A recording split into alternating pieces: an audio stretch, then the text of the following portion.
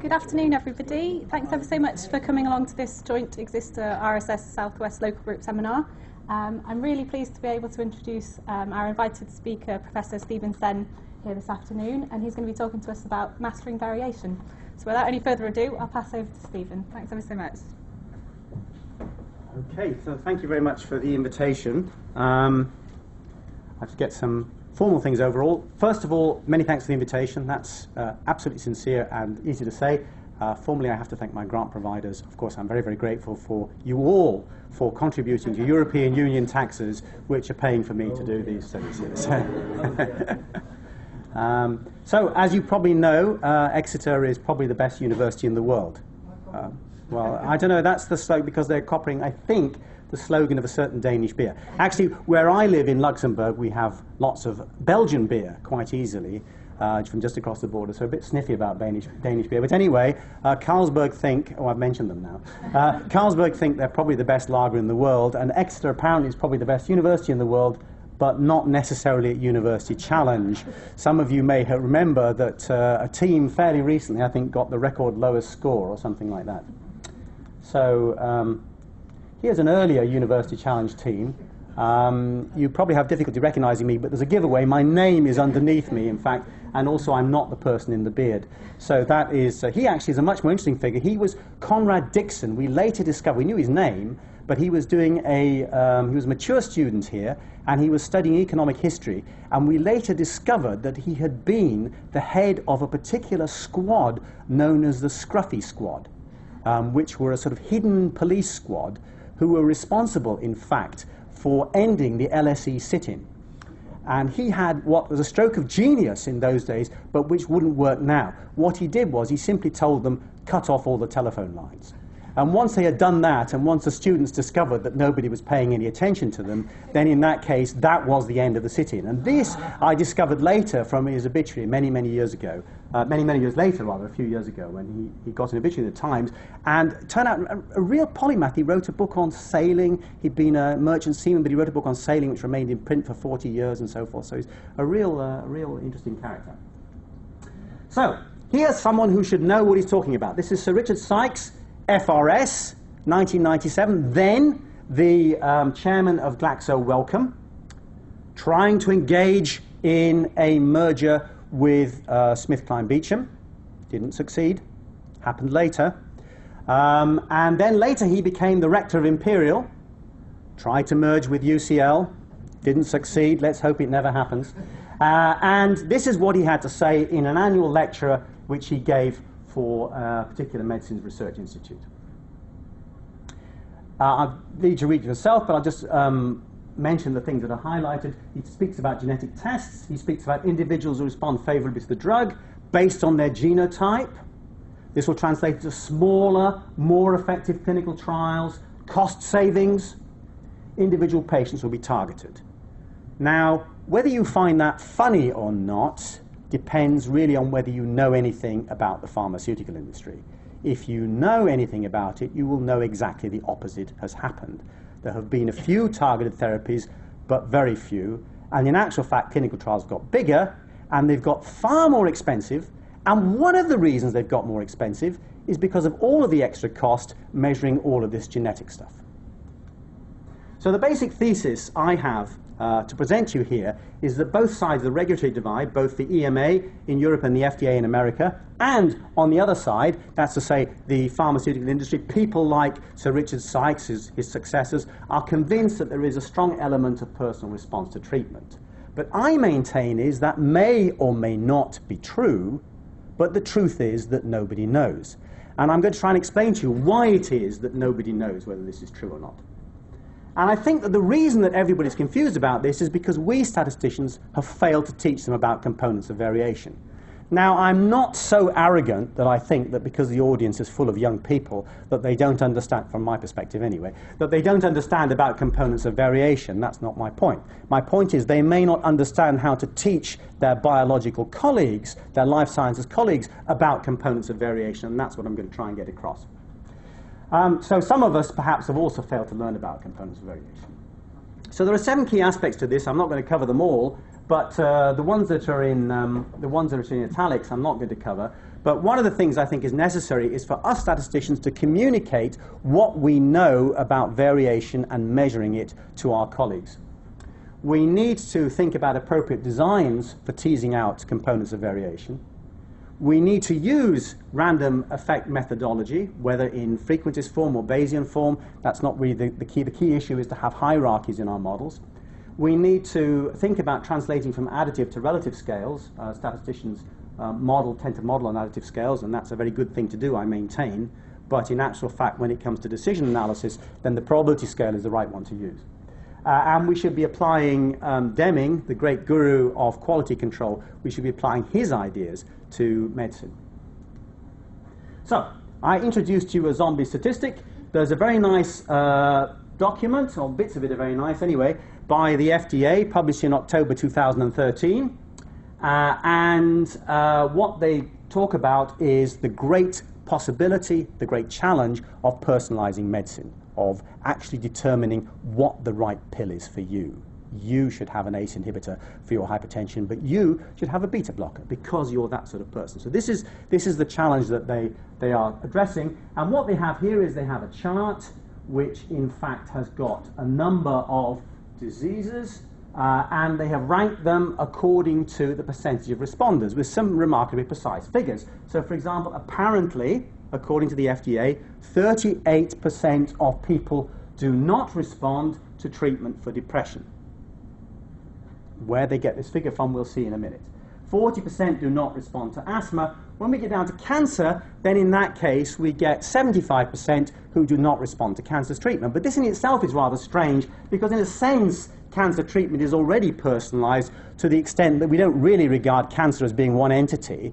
And if I were to say testicular cancer, then in that case, the proportion who don't respond would be very, very much lower. And if I said lung cancer, then the proportion who respond would be almost 100%. Where did they get this figure from? Well, they actually got it from a paper by Spear, Heath, Curzy, and Huff in Trends in Molecular Medicine 2001. Note the difference in dates here, 12 years. In the field of genomics, that is an eternity. This is essentially a figure from prehistory as far as this particular research is concerned, although admittedly after Sir Richard Tite's talk. And you'll see that the FDA has improved this particular chart in a couple of ways. First of all, they've concentrated on the problem. So whereas here they gave you the response rates, the FDA have given you the non-response rates. So in actual fact, asthma was 60 here. It becomes 40 under the FDA thing. And the other thing is they've learned a nice tip. Rather than using the arbitrary alphabetical ordering of the diseases, what they've done here is they've actually ordered them by degrees of non-response, starting with the lowest and going up to the highest. So that's two things they've done very well. They've then done the third thing, which is absolutely appalling. They've added some meaningless semaphore to this. I don't know what on earth this is supposed to mean. It doesn't add anything to the information that's being conveyed. It is what Tufte, the guru of graphical presentation, would call chart junk. But those of you that are into rock music of the 1970s, as naturally I was, having been a student here at this particular time, will remember the famous song by Meat Loaf, 2 out of 3 Ain't Bad. So I suppose we have to give the FDA some credit here for this particular presentation. However, so that's where the FDA got their figure from. They got it from these particular people in molecular medicine. But where did they get the figures from? Where, in fact, did they find out that this was the number of people that responded in various diseases? Well, actually, there is a footnote, very helpfully, in that paper, which tells you where they got it from. And when you follow that down, it turns out they got it from the Physician's Desk Reference 54th edition. That's where they got these figures from. Now, this is a secondary source. Its purpose is not research into primary medicine. It probably knows as much about personalized medicine, it probably knows as much about statistical aspects of teasing out variation as I know about genetics, which is almost nothing. In other words, this is a completely ridiculous statistic. Once you follow the trail to its end, it actually ends in nothing at all.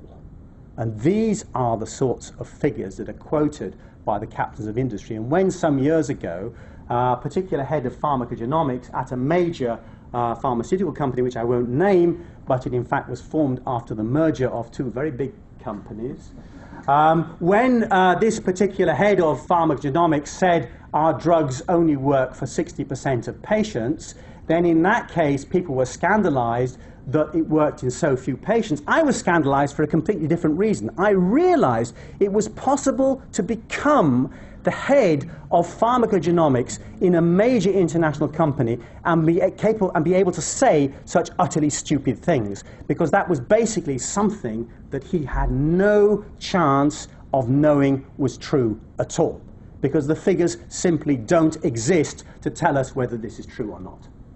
So the real truth is these are zombie statistics. They refuse to die. Anybody tells you, oh, you know, only that percentage of people respond in this particular disease, ask them how they know. And if they give you a good account, that's fine. I'm prepared to eat humble pie. I've been looking for reasonable studies to actually justify such figures, but I don't find them. So not only is the FDA's claims right, it's not even wrong. It's not even clear what on earth they mean by something like this. It could mean lots of different things. And so, as I say, it's not impossible to establish what it might mean even if it were true. So here's a quote from Vic Rees for you. 88.2% of all statistics are made up on the spot. And that is essentially the sort of thing, I think, which applies to the FDA statistic. So we've been promised a pharmacogenomic revolution, and the revolution says that clinical trials have a cleaner signal. We're going to eliminate non-responders. We're going to have treatment strategies which are theranostic. So that's a portmanteau word, therapeutics and diagnostics. And as I always say, it's back to front. Diagnostics comes first, then comes therapeutics. It should actually be called diapeutics, but it's too late now. It's called theranostics. And so we have, in fact, people who are researching joint strategies where you will, in fact, bundle together a diagnostic test together with a possible treatment or treatments for a strategy. The markets will have lower volume. It's always a bit of a mystery as to why the marketing men in the pharmaceutical industry are so excited by these lower volume markets. But the idea is, and there is in fact an economic model which justifies it, that possibly you could actually increase the utility to the patients to such an extent where you could justify applying a higher price per patient day, which would actually reimburse you. But this is not necessarily true, and of course it requires a careful decision analysis in any particular disease area to see whether it's worth doing or not.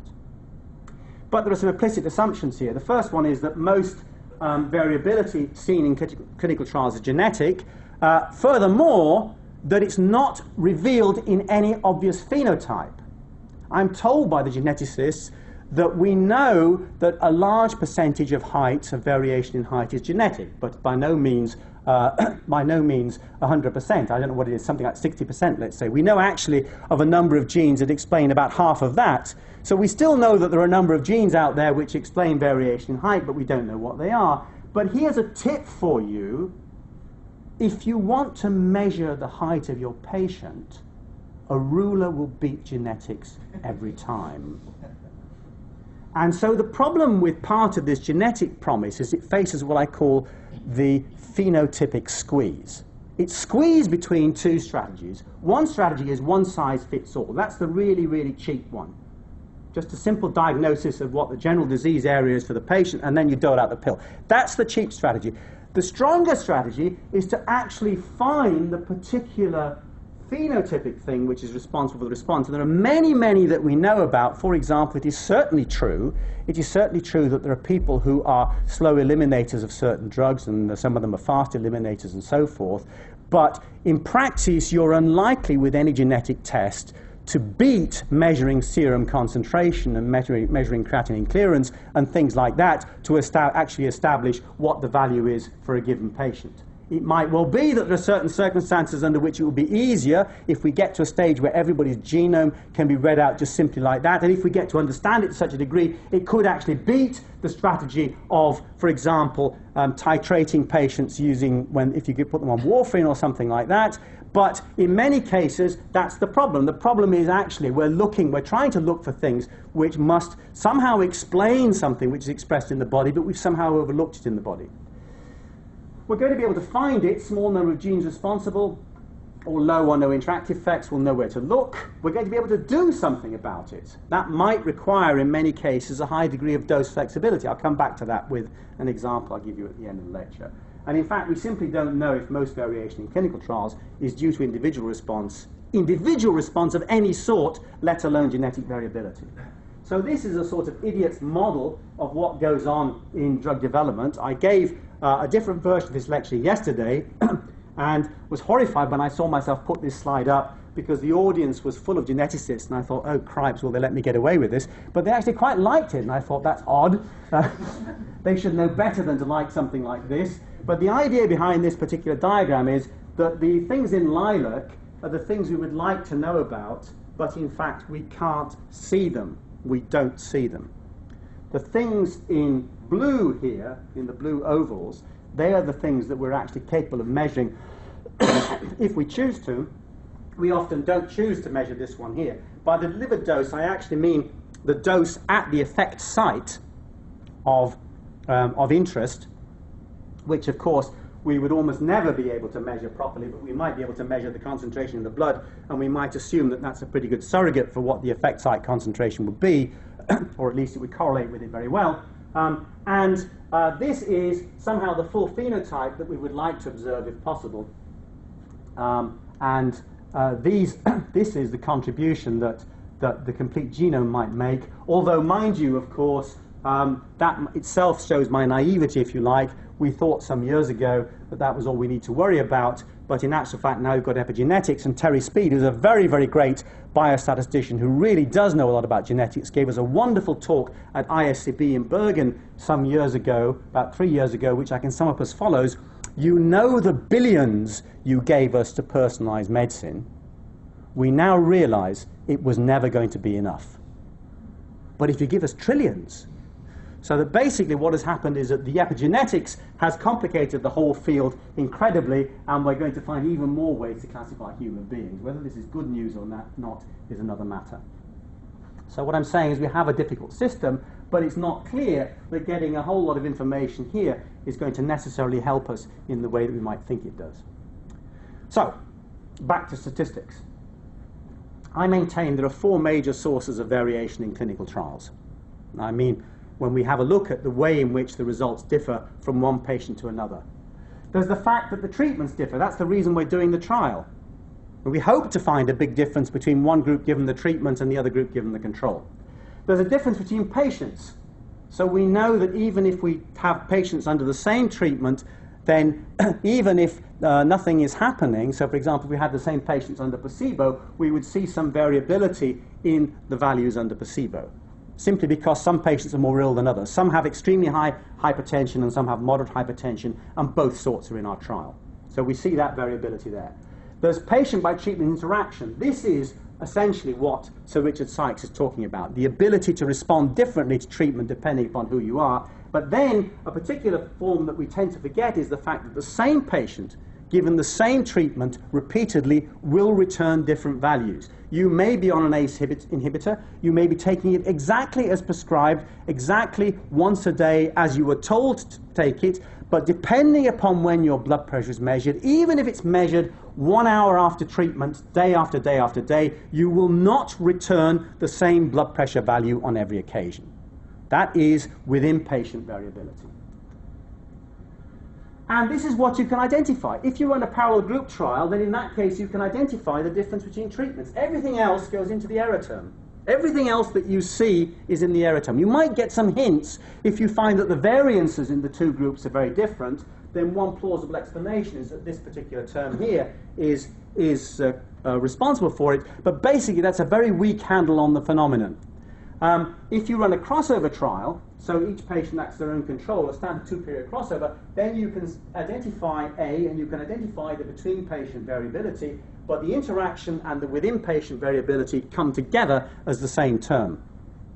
And if you run a repeated crossover, so if you decide to, for example, compare an ACE inhibitor to a beta blocker, and then having done it once, you do it again, so each patient gives you, for example, 4 values under treatment, 2 under beta blocker, 2 under ACE inhibitor, then you can start to tease out A, B, and C, and what's left in your residual variance term, then in that case, is the within-patient variability. So here is an example of a counterfactual experiment. Imagine that I was so powerful that I could rerun time.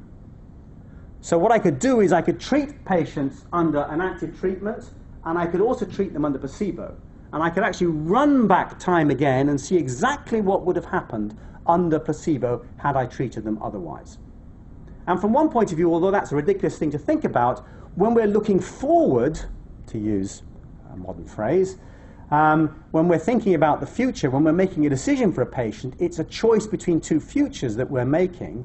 Otherwise, what's the point? We're trying to estimate in our mind what would happen to this patient being given placebo, what would happen to this patient being in active treatment. Is the difference worth it for this particular patient? So we are then thinking about two alternative futures. So here we're actually imagining in the trial that we could have had two alternative histories in the trial.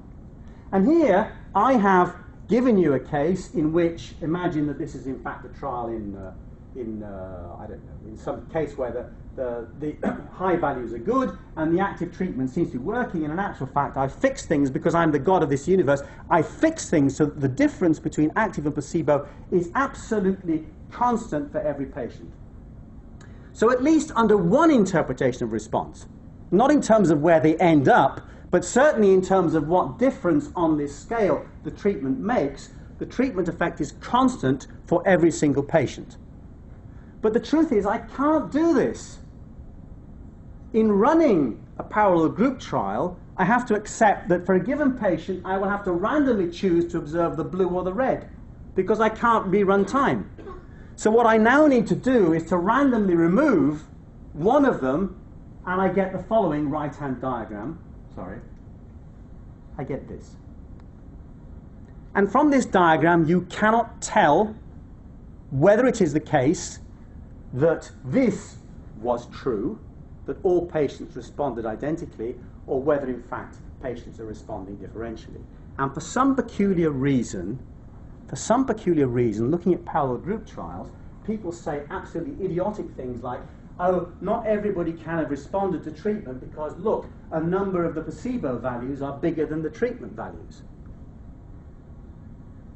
Or typically what they do is they compare the treatment result with the average placebo result. Is that reasonable? Is that how you would decide a competition, a sporting competition, a team competition? What you would do is you would get one team who they got to do the high jump several times, and the result that you allowed them to have was the average. And the other team, what you got them to do was you actually got them to do the high jump and say, for example, you took the most extreme value, and that's how you judge things. Would that be reasonable? The lowest value or the highest value or whatever. The point is that if you want to do something like that, but you can't, you should be thinking is, how does the lowest red compare to the lowest blue?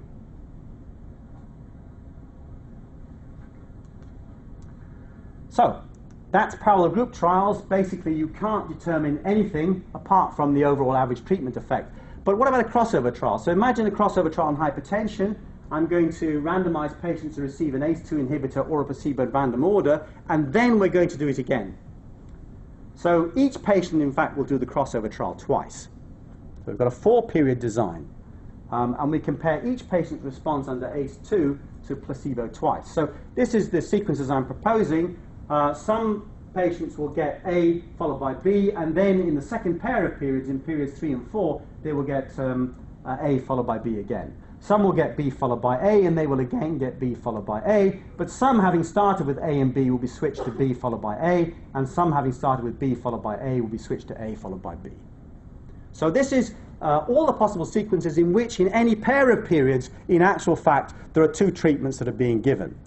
And so now, let's imagine that what I've done is I've done this, and I've actually just crudely, not adjusting for period effect, but let's just assume that the period effect is small. What I've done is I've simply taken a measurement of the difference A minus B in each of the pairs of periods. So I can actually talk about the difference in treatment effect, or for twice for each patient. And I'm now going to plot the results against each other. So this is the difference in the first crossover trial. This is the difference in the second crossover trial. I've used a very modest boundary for response. I'm going to do what physicians love to do, and that is hand out medals at the end of a trial and say, you're a responder, you're not. And so I've decided to use a very, very modest value of -5 milligrams here, millimeters, sorry, minus 5 millimeters of mercury in diastolic blood pressure, and the blues are the ones who, by this particular definition, responded on both occasions. The reds are the ones who are persistently recalcitrant, refractory. They don't, in fact, respond to treatment, and these are the ones who, on both occasions, had values that did not reach the magic boundary of a reduction of 5 millimeters compared to placebo. These are the ones who responded on some occasions, and these are the ones who respond on the other occasions. And what I've done is I've also drawn the histogram for the univariate distribution here, and the histogram for the univariate distribution in that particular dimension, and just to prove that I can sometimes work up enthusiasm to try a bit more fancy graphics, I've also added a density smoother as well for you there. So in fact, you've got a density estimation in the two margins, and I've got the bivariate plot here. Okay, so this seems to justify the idea, this particular simulation seems to justify the idea that there is such a thing as a response. Because, look, there seems to be quite a strong correlation between the values in the first crossover and the values in the second crossover. But of course, it's a simulation. I can make it what I want. So I also tried this. Now, this is an example where your response in the first period tells you nothing about your response in the second period. In actual fact, the correlation is 0 because I made it to be 0. And this, in fact, is the univariate distribution. This is the univariate distribution here. So now suppose you'd only run one crossover. That's what you'd see. So which of these two does it belong to? Well, the answer is you can't tell.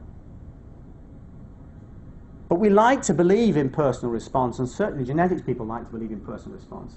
Henri Poincaré said of the normal distribution that the theoreticians assumed that the empirical scientists had determined it, had seen it to be an observable fact.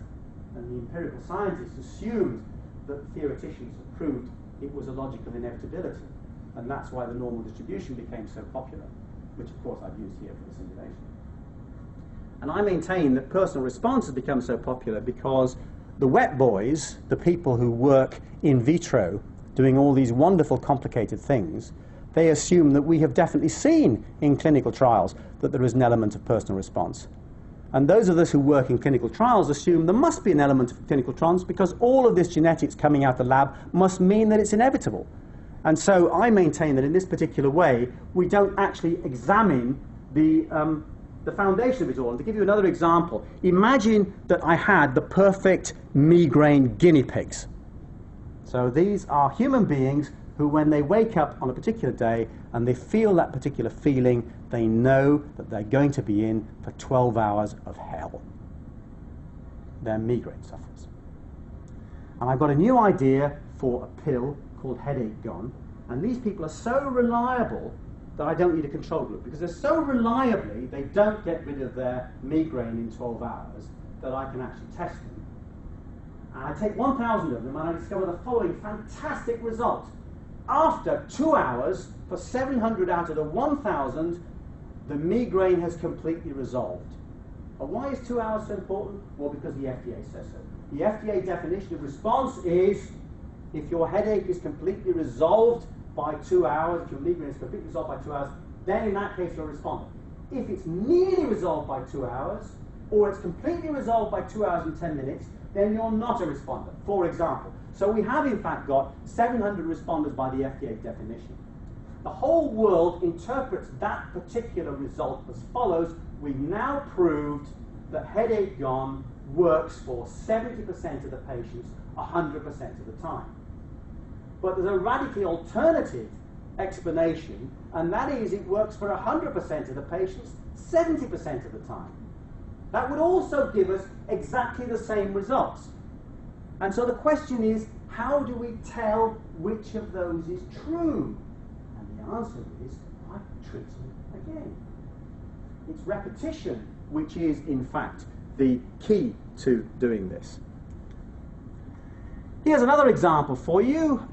This is, all of you here are far too young to remember this, but cimetidine, sold as Tagamet, was the #1 best-selling drug in its day.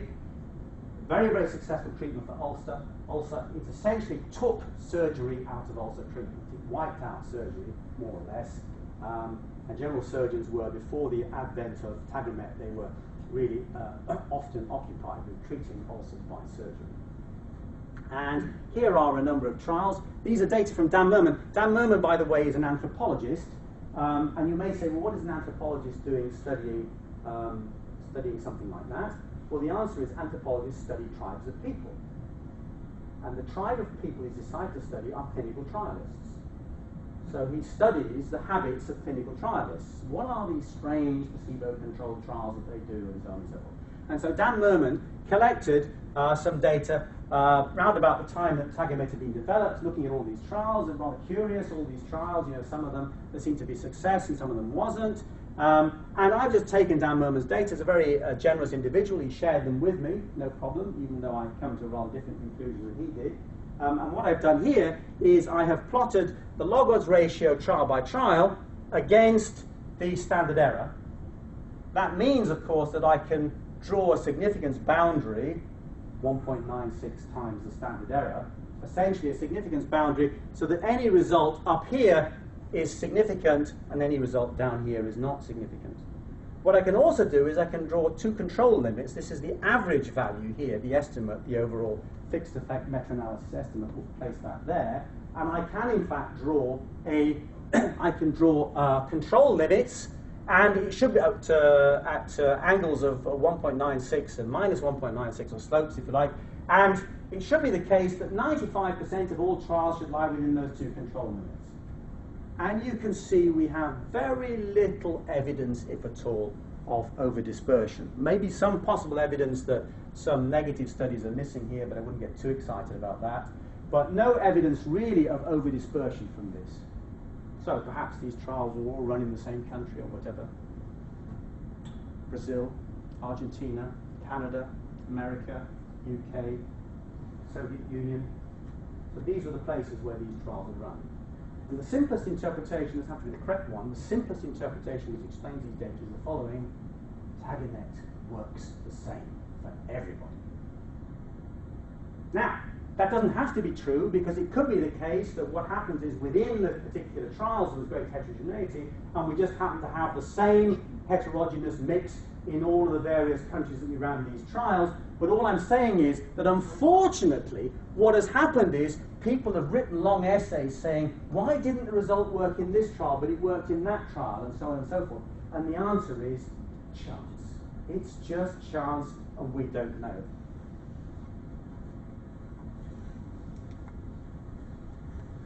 So just to give you an example of the sort of stupidity that goes on, here is the Uplift study, New England Journal of Medicine, reputed to be the best medical journal in the world by a long way. And here we have looking at an anticholinergic, tiotropium, on people suffering from chronic obstructive pulmonary disease. And at the end and at the baseline, they're asked how they feel using the St. George's Respiratory Questionnaire. And the overall between group difference in the SGRQ total score at any time point was 2.7. And I don't know how familiar you all are with the SGRQ, but everybody's convinced that somehow 4 is a magic value. That 2.7 is not very impressive. Although there's a significant difference, it's not clinically relevant. However, do not despair, because a higher proportion of patients in the tiotropium group than in the placebo group had an improvement of 4 units or more. So in actual fact, if we use the clinically relevant threshold, then in that case, at 1 year it's 49 versus 41%, 2 years 48 versus 39%, and so forth, and 4 years 45 versus 36%, and all of them highly significant. So it seems that by this definition of response, which is a 4-unit improvement, then in that case we have much better result under tiotropium than under the controlled treatment. So here's a little model.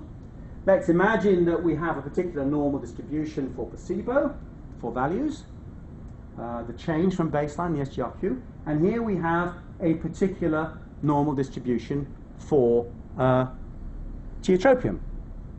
Now you may say, well, look at the overlap, that proves that there is differential response.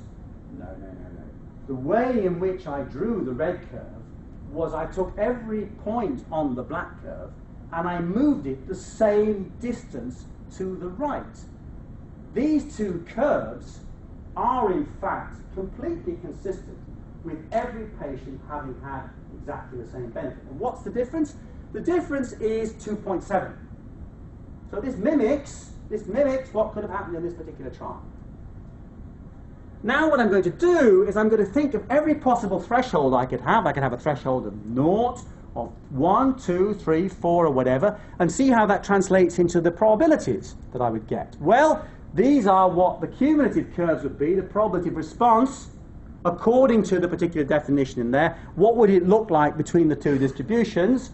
And lo and behold, when we get 4, then in that case we get 0.36 and 0.45.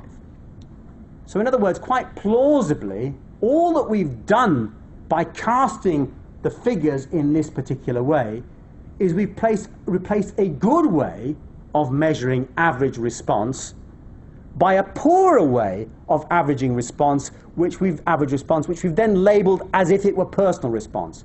And this is, of course, completely meaningless. It's a typical error that people make because they don't think counterfactually. As I often put it, the past is not on offer. Look at that photograph of me in University Challenge 1975. I'm not doing too well, really, compared to that. But maybe, I'm not saying I'm doing brilliantly compared to what you would expect someone to look like 40 years onwards, but surely doing rather better than what would you expect for someone to look like 40 years onwards. Imagine that we developed a new anti-aging product and we used this FDA-approved wrinkle score to measure how well, in fact, this anti-aging cream works. And what we have is a number of volunteers and we count their wrinkles, and that's their baseline wrinkle score. And what we then do is we measure them 20 years later, and we find no change in the wrinkle score. It obviously doesn't work, does it?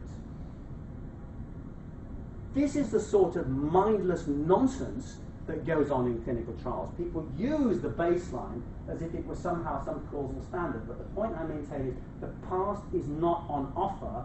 The reason you had a control group was in fact to check the outcome in the treated group to the control group. You should stop thinking of baselines as being part of the definition of the causal effect, and this is part of the problem here. So it's all rather silly. If there's sufficient measurement error, even the true improvement is identically 2.7, some will show an improvement of 0.4. The conclusion is a high proportion of true responders by the standard of 4 points under treatment and placebo is quite unwarranted. So what's the point of analysing responders? None, I maintain. So who are the authors? Oh dear. So this is the sort of thing that you get involved in.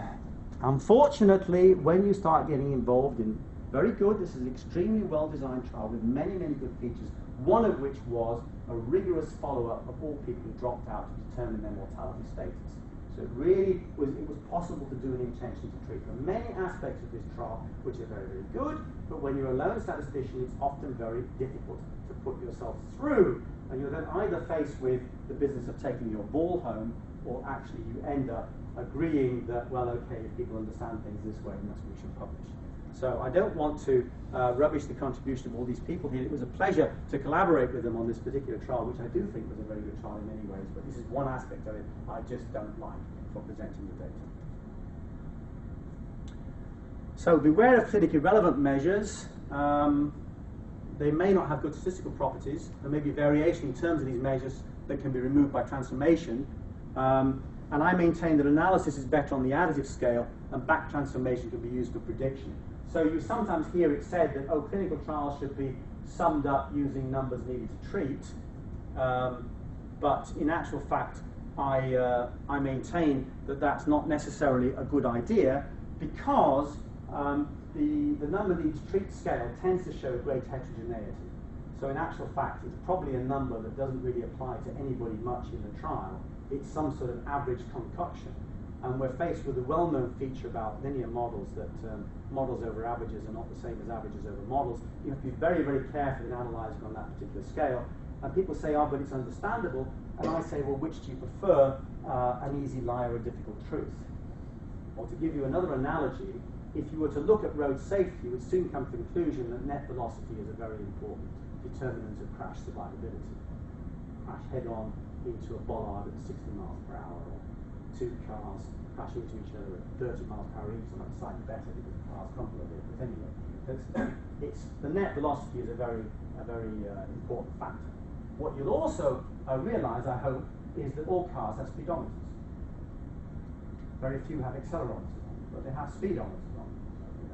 And secondly, acceleration is obviously a more complicated thing than the velocity. It's a derivative, literally, of velocity. It's derivative of velocity. Velocity is more fundamental than acceleration. We measure the change in a change to get acceleration. None of this constitutes an argument for telling Isaac Newton that the way in which he formulated his laws was wrong. It only takes a little bit of work to turn Newton's laws into the answer that you want there. And I maintain clinical relevance is not a reason for simplifying statistics to the point at which it distorts reality. That simply is not acceptable. We can do better than this, and in this computer age there is simply no excuse. If you want NNTs, they should not be used as a way to summarize trials. They should be used as a way to tell the individual patients what it means for them by typing in the baseline risk factor. That can't be that hard to do these particular days. We should not be summarizing clinical trials in this misleading way. So here's an example from research of the advantage of transformation. I shouldn't really be convincing an audience like this, I suppose, but here we've got sort of thing I say, I haven't the foggiest idea what it means, a p38 alpha kinase inhibitor, whatever they are, and thromboxane B2, used as a marker of COX-1 activity. But I know a bit about this. This is developing drugs for treating pain, rheumatism, for example, and COX-1 activity, which is what causes your stomach acidity to rise, is an unwanted side effect. And here what we're doing is we're comparing some treatments. We're comparing a marketed form to a vehicle form, and we've got 4 possible candidates. And this is an unwanted side effect, the fact that TXP2 is essentially abolished by the marketed form or driven down very, very low. And what we have it here there for the vehicle is that there seems to be no effect. But note the extreme difference in the variability. If you log transform, then in that case that goes away. Now I would maintain that here the right way to analyze these data is on the log scale. That's the scale at which things work nicely. If you want to issue predictions on the TXP2 scale, well, that's fine, but nothing stops you from doing that. By the way, just to show you what the effect is on analysis of variance, of course, either scale is highly significant, but the variance ratio, if you use the untransformed scale, is much less impressive than if you use the transformed scale. So in actual fact, the business of separating out signal and noise just works a lot better on the transformed scale. And when you think that in clinical trials, here it doesn't make any difference because all the results are highly significant. By the way, if you like this sort of thing, which I don't particularly, but if you want to do a test for homogeneity, then it's highly significant on the original scale and not at all on the log transform scale. So the point I'm making here is that as statisticians we should try and find the right scale to analyze things, but the work doesn't stop there.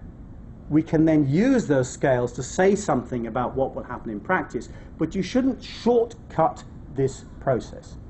You shouldn't nominate a particular scale because your medical colleagues say, well, we understand that, if in fact what it's going to, the result of it is going to be, is that the size of the trial will have to increase considerably in order to accommodate that particular scale.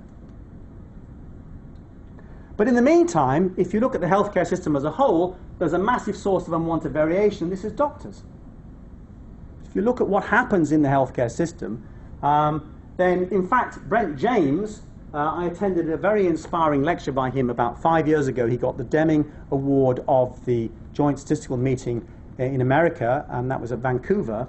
And he was explaining how he was applying the ideas of W. Edwards Deming to treating patients in Intermountain Health, where he's responsible for managing the thing as a whole. Just to show you the problem, here are some data from England. This is tonsillectomy rates for England by local authority. These are the estimates ordered in terms of size from highest to lowest. The FDA isn't the only person that can do that. And here we have some confidence intervals associated with the individual results. And here I've actually applied a random effect model because, of course, the variability between observed results will be greater than the true variability, but it doesn't need much shrinkage. So these are the shrunk results here. And what you see is that the ratio of the maximum to the minimum is 4.7. No possible difference in case mix could explain that. And they can't all be right.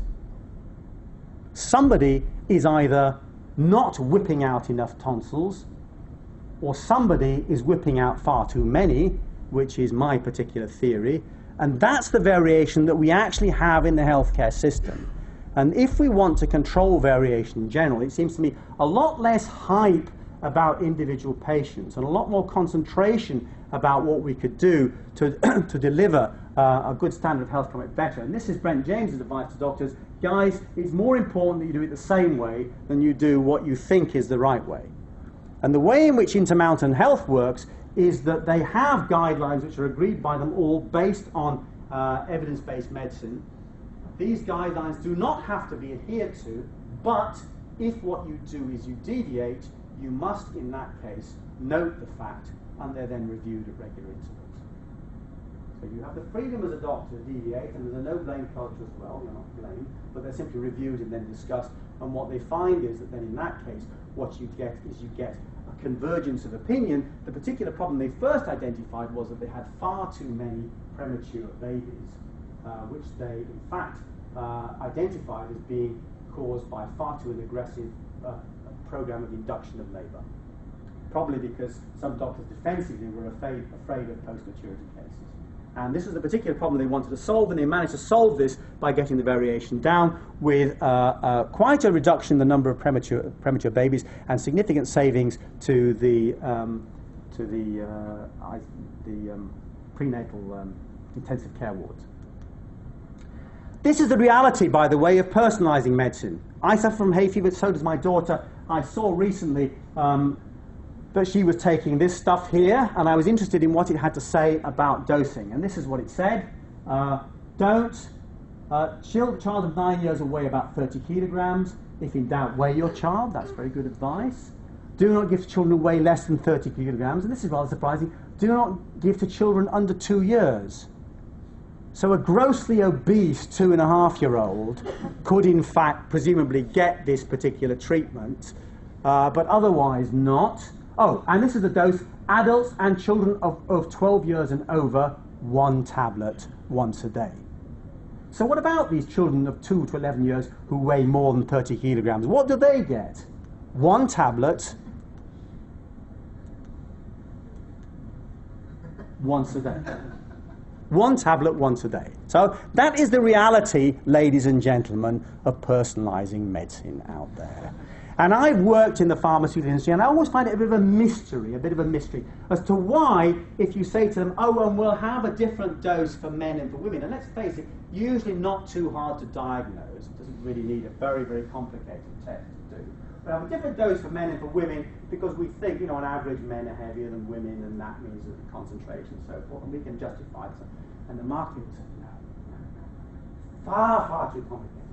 You'll just make life difficult for the doctors, far too complicated. Merck have a dose, a single dose for everybody, they'll kill us in the market. But talk about pharmacogenetics and, wow, gosh, that's going to revolutionise medicine. Oh, by the way, this is their advice for children of 2 to 11 years who weigh less than kilograms. Do not give this medicine, but there's a syrup available in that case if you want. So who's to blame? Statisticians, including me. We're all to blame. Our life scientist colleagues don't understand variation. We do. We should tell them the truth. And this is my advice. Don't let the label responder infect your brain. This is an arbitrary, meaningless, stupid label. It does not mean someone who reacted positively to the treatment. It means someone who's observed you better by some silly arbitrary standard imposed by the FDA or by the medical profession. 10 millimeter reduction, responder, 9 millimeter non-responder. These are meaningless differences. And subsequence is not consequence, and to establish who really responds and who does not, you need to work very hard. And you mustn't forget this: the supply of truth always greatly exceeds its demand. Thank you very much.